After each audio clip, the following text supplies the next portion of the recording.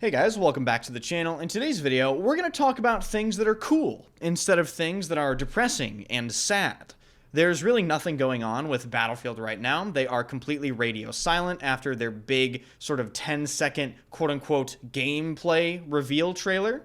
There isn't any news on Battlefield Labs, if people are getting invites or not, how any of that testing is going, obviously, because that's all under NDA, so it's not like we're going to be talking about that. And Delta Force is in the same boat.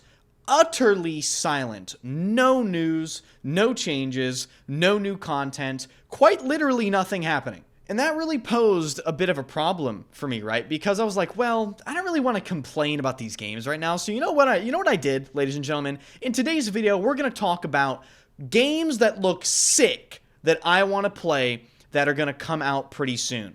We're talking about new games, upcoming games, games I'm excited for. And this is absolutely going to be pretty well off the beaten path for my channel because I don't really do this sort of video. So let me know in the comment section if you enjoyed it, and feel free to join in the discourse and tell me what games are you looking forward to. Without further ado, if you enjoy the content, hit the like button, subscribe to the channel, and swing by the streams. All links are in the description, and thank you to anyone that does that. So the big elephant in the room that is coming up later this year, for my personal game taste, is Borderlands 4. For those of you that didn't know, I have been a massive fan of the Borderlands series ever since the very first game. I've played every single Borderlands from the first one all the way up until all the DLCs of all the recent games. I love all of them. They all have their flaws, but I've always found massive enjoyment. And one of the things that really piqued my interest about the next Borderlands game is the fact that the developers have stated they're going to try to cut back on the cringe, right?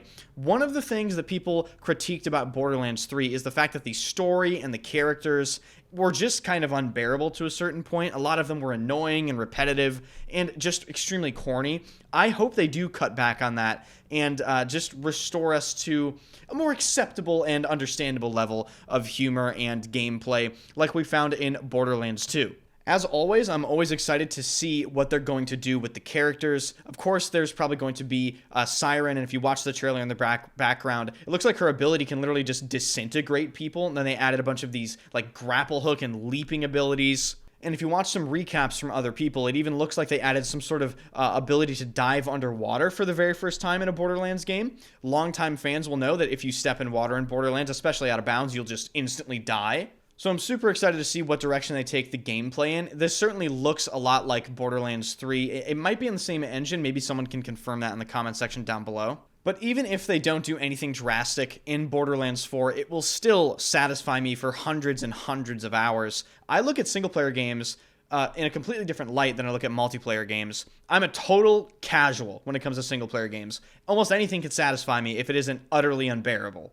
So definitely looking forward to that later this year. And then another huge one for me is Doom: The Dark Ages. Ooh, man, I bet you knew that was coming. Whenever a new Doom game comes out, original, true gaming, right, is partially restored.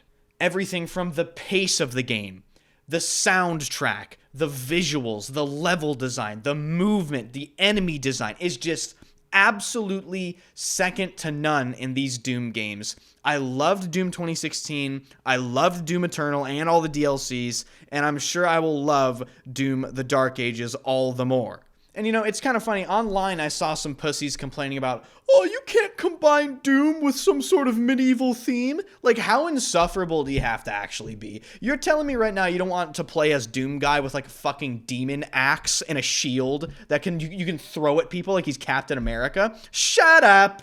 Looking at certain clips and trailers, it looks like at some point you get to play in like some sort of giant robot version of Doom Guy and fight some gigantic demon, so I'm sure that won't be too exciting, right guys? And thank God I built a new computer. I'm on a 480Hz monitor, 4090, 9800X 3D, gonna max out these games, ultra settings, full boomer mode, alright? I want my FPS to not even break 30. I want these games to look so good my eyeballs melt directly out of my head. And you know what's interesting? Whenever I play Doom, it kind of makes me realize how pathetic some of these multiplayer games that come out are, because in Doom, it's such high actions per minute. Like, you have to sweat harder to beat some of these Doom levels than you have to do to play, like, multiplayer at a high level in any of these multiplayer games, even Marvel Rivals. I got Grandmaster 1 in Marvel Rivals in 12 hours of gameplay. 12 hours of gameplay to have, like, top 99% rank. Meanwhile, in Doom Eternal and Doom the Dark Ages, the APM, all the actions you can do, the weapon switching, the timed counters, and all the abilities, it's just so much faster paced, and everything is so tight and perfect. And that is what I love about the studio that makes these Doom games. They do not compromise when it comes to quality. You can tell that this game is just completely buttoned up. Let's hope we can say the same for the next Battlefield, right, ladies and gentlemen? And, you know, that brings up an interesting point. I haven't mentioned a single multiplayer game that I'm excited for yet. Isn't that just sad? The state of multiplayer first-person shooter video games is easily the worst it's ever been in the history of gaming. And I'll stand on that business every single day. However, I will mention one multiplayer FPS that I am interested in, and it's Splitgate 2. Now, I have to be honest, I was shocked that they are even going to try to make another Splitgate game. I played the original Splitgate a little bit, you know, here and there, but it was never one of those games where I was really drawn in, and then sure enough, it sort of fizzled out and eventually died. I think there was a pro league for it. I know Suppress, who I follow on Twitter, he was a pro for that game, so clearly there were some tournaments held and a niche player base. But I thought, hey, once that's over, you know, we're not going to see a Splitgate 2. Here we are. There's a Splitgate 2. It looks fun. It looks fast-paced. It kind of reminds me of Halo gameplay, but apparently it's a hero shooter. And I have to be honest, ladies and gentlemen, these games that take a shit ton of skill that are also hero shooters that aren't like 6v6 like Marvel Rivals, I just don't have any confidence they're going to survive. Unfortunately, I'm gonna place my bet that Splitgate 2, while it may be fun, while it may be high quality, while it may be good, I don't see that game having any longevity, because games that take a lot of skill, arena-based games, simply aren't in like style right now, and they just die really fast. Like, people quit them, the noobs don't like them because they get shit on, and for whatever reason, everyone's bitch made nowadays, and they don't want to, like, put time in to learn a game. It's just tragic all around. So, I will definitely play Splitgate 2 whenever they have any early access periods. I think I missed one, actually, which is, again, absolutely tragic. Whenever the next one comes up, or whenever that game releases, I'll try that for sure, and then maybe I'll try Fragpunk.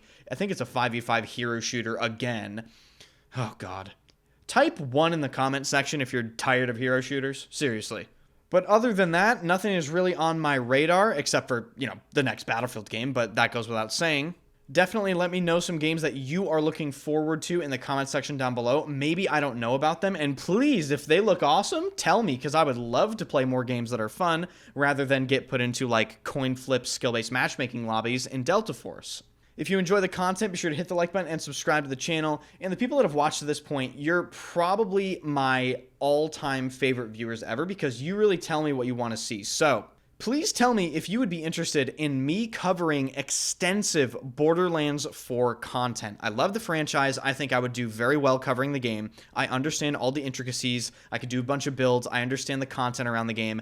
I think I could do a pretty good job, but you're going to have to let me know if you guys want to see that sort of content happen on the channel. So thank you guys for watching, and I'll see you guys in the next video.